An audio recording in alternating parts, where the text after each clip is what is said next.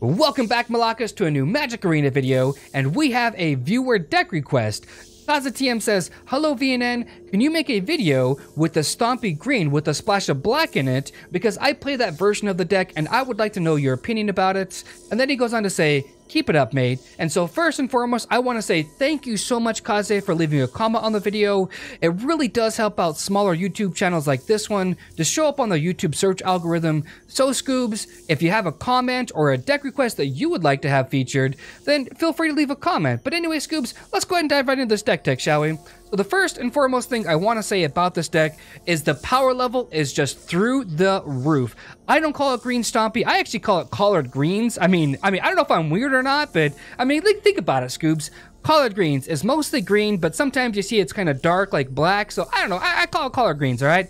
So the number one thing I want to point out to you, Scoobs, is that Ghalta, if you can resolve a Ghalta, a lot of the games you just win on the spot, but you don't even need to resolve Ghalta to win.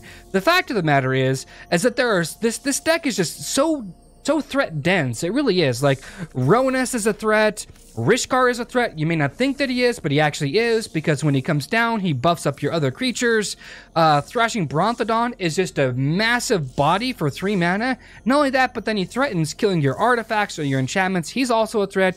Steely Champion. The deck name comes from Steely Champion because sometimes, or I'd say a good portion of your matchups, a lot of the times, whatever you want to call it, you can get this out on turn 2, a 5/4 on turn 2, and the only real way to deal with it is to cut or to cut slash ribbons or you know, something of the sort, or like a kill card or like a seal away or something like that. Okay, this is a really hard threat to deal with because it dodges Fatal Push, which is really prevalent, and it also dodges a Braid, which is also really big inside the meta, and so it's a really good card. It plays 1 Skysovereign Consul Flagships because it's just a really good card. It really is. It usually comes down on turn 3 or 4, and the fact that when it comes down, it shoots something down is great, but every time it attacks, it shoots something down. It doesn't even actually have to connect. Once you declare your attacks and you tap it to attack, it shoots something. So it's really good. So even if they can just go Vraska's Contempt or a Braid or something like that, it still resolves its ability. But yeah, let's go ahead and get into some games here. And if you're just looking for the opinion about the deck, all I'm going to say, Scoobs, is the power level is through the roof. So I'm going to say, I'll see you guys in some games. Sweet, and we finally get to go first, but we didn't draw a single land. Just my luck. Okay, we got a mulligan. The deck doesn't mulligan all that bad, but it's not exactly really fun to mulligan, especially if you're going first. This is it's an acceptable hand. We'll keep it. An elf on top? Let me think about that. No, we need to draw like a land or just more different action. We're gonna take a damage off this Ship Oasis, maybe even 2, but it happens. And so I normally will have auto tap off. But in monocolor decks, I've always got mono tap on a lot of the times. That's just me. So we're gonna go Scrapheap Scrounger. We're not gonna add another Llanowar Elf because having more mana isn't exactly really good. I'm looking to just end the game as quickly as possible. That's what makes this kind of a deck really powerful, because it can swing for a lot of damage on the following turns. And so my opponent has some kind of a swamp, an Aether Hub. Maybe really awkward. Why would you play Evolving Wilds? It doesn't make a whole lot of sense. It really doesn't. So let's go Llanowar plus Llanowar. That seems pretty good. And then we'll swing for 3. My opponent most likely just won't block it. Like, I would be so shocked if they block it. If we top deck a land, we get to Skysovereign Consul Flagship, which is really good. And it's literally turn 3 from my opponent, and we've already got 6 power on the board. Really good. And so if my opponent wants to waste his entire turn playing like a removal spell, it's good for me. This is starting to look like the black-green Constrictor deck. You know what? Yeah, I'm not willing to block that. That doesn't make a whole lot of sense. If I top deck a land like this one, I gotta go Skysovereign, and just shoot his creature down. Like, that works for me. Scrapheap, if he wants to trade, I'm actually pretty okay with that too. Because it sets him back, like, a lot. It really does. And so now every single time I swing with the Skysovereign, I'm going to shoot something down on my opponent's side. Maybe a Vraska's Contempt here? That seems pretty okay. And the reason I say Vraska's Contempt is because you want to be able to do it before I go to my combat step. That's basically it. Whining Constrictor is not very good here, actually. I'm just going to shoot it down. Survey? Okay, so you get 3 energy. Yeah, that wasn't very good, to be honest with you. So, Thorn Lieutenant here is kind of a free card because it recruits for 3. And so I can take power off the board. 1, 2, Thorn Lieutenant. Let's go ahead and go to my... Well, yeah, we're going to crew it up. 1, 2, submit. We're going to go to my combat step, attack.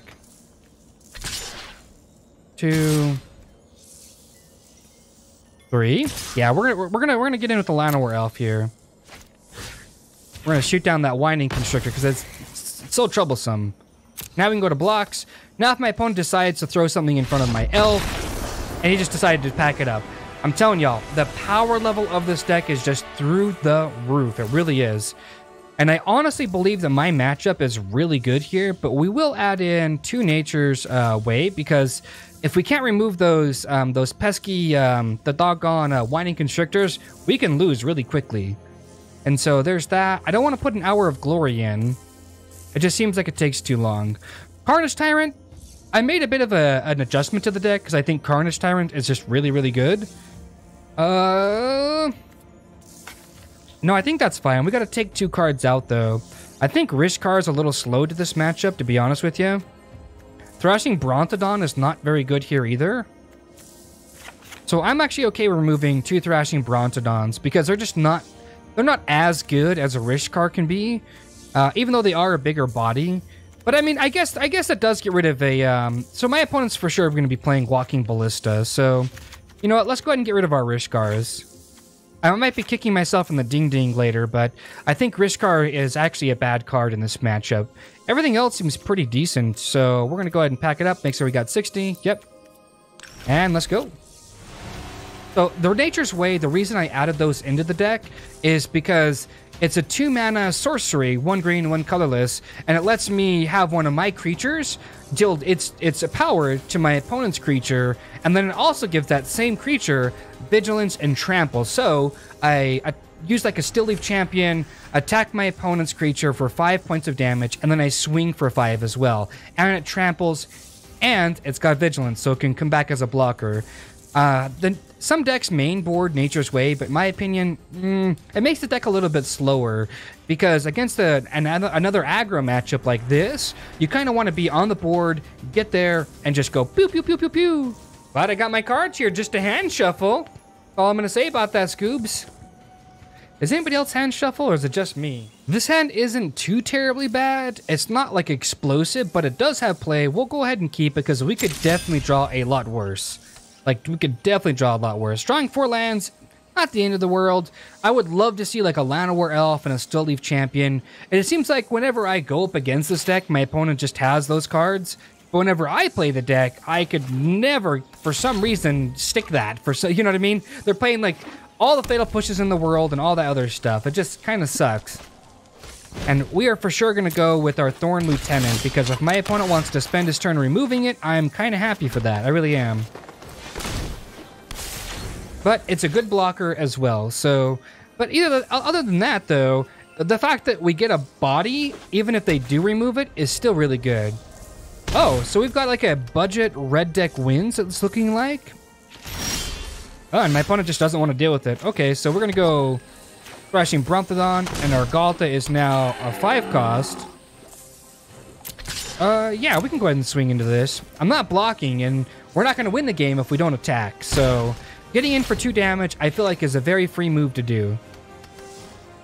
Ghalta, 5. So he's normally 12, so he's a 7-cost creature right now. I'm hoping that next turn we get like a Still Leaf Champion, because then the Ghalta is just free to play after that. Well, almost free. Yep. Swings in for 5, and we'll swing in for 5 as well. We'll call it a day. Like, It seems like whenever we go against these red decks, we have to race them. Ooh, wow. Let's go like this. 1, 2. We'll play our Heart of Kiran. Let me think about this. We crew it up. We've got 7, 8, 9. We're going to be a mana short. I believe so, right? Do the math. 5, 6, 7, 8, 9, 10, 11. Yeah, we're still short a mana, which is fine. Yeah, we're not blocking. We're really not blocking. Like, I keep saying it over and over again, but the only way we win this is by racing, essentially. That's literally it. And so if my opponent goes like on Crop Crasher again, then whatever. We'll go Ghalta next turn. And then we're just going to be like, what are you going to do, buddy? Like, what are you going to do? What we're going to do. And then they will most likely scoop once we get Ghalta online. Unless they can go a Braid here.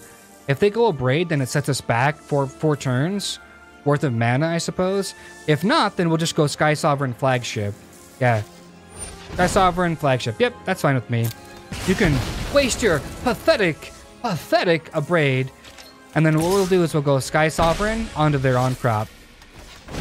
Yep, 2/2 for a striker. That's fine with me.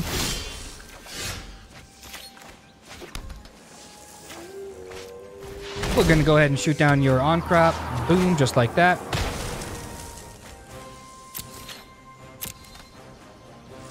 We're going to attack with our Thorn Lieutenant because our Skysovereign takes 3 to crew.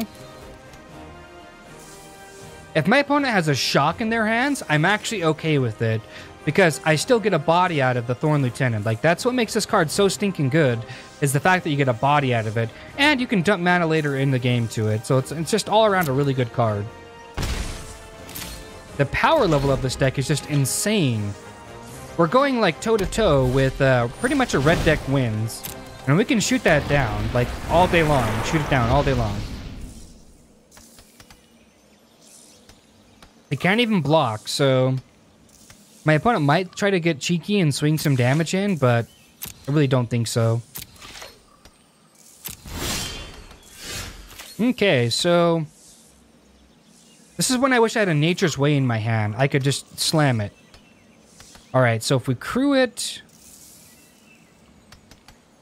Well, let's play cards that are free right now, right? Scrapheap is free. That'll crew. Right? So we're going to crew this. Submit that. Ghalta becomes 2. My opponent might just scoop. Maybe that doesn't have vigilance.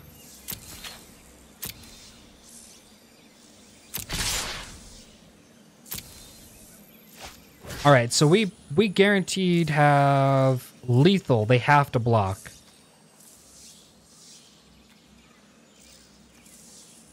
Yeah, we'll shoot down your Rekindling. I know it'll come back, but that takes out a possibility of trading for either of my creatures. You see what I'm saying, Scoobs? If we didn't shoot the Rekindling Phoenix down, then it would give my opponent the opportunity to trade for a creature. Like, he could just block the Thorn Lieutenant and just kill it that way. Like, block? That's fine with me. My opponent's looking at Ghalta like... That's all I'm going to say, Scoobs. It's so good. Alright, buddy. Oh, yeah. I gotta get the pervy voice out for this one. Yeah. Oh, Ghalta. Ghalta. Alright, that's enough of that. In case you don't know, Ghalta, he costs X less to cast for your power on board. So if like I did right there, right? So Skysovereign reduced Ghalta's mana cost by 6 because it has 6 power. So there's 6, 9. There's basically a lot of power on board. So it made Ghalta just 2 green, right? 2 forest to cast, and he's a 12/12 trampler. My opponent cannot remove him from the board, so I win next turn. If my opponent cannot remove Ghalta, I just win. And he can swing for 4, put me to 8, but I don't think he's got 8 points worth of burn in his hand. With 2 cards, not in standard anyways. Not for 6 mana, I mean, I guess I should say, not with 6 mana. He would have to have like on-crop crasher, but even then it would put me to 2. So this is pretty much game over. That's what I'm talking about, Scoobs. The deck was that powerful that we just won both matches just like that. But I've got a real question for you though, Scoobs. if I was to stream on Twitch, how likely would you be to show up for that stream? And what time would you show up if you would? Let me know inside the comment section. But y'all know what I'm talking about though, right? Love, peace, and chicken grease. Be safe. Thanks for stopping by to spend some of your quality time. And yeah, stay classy.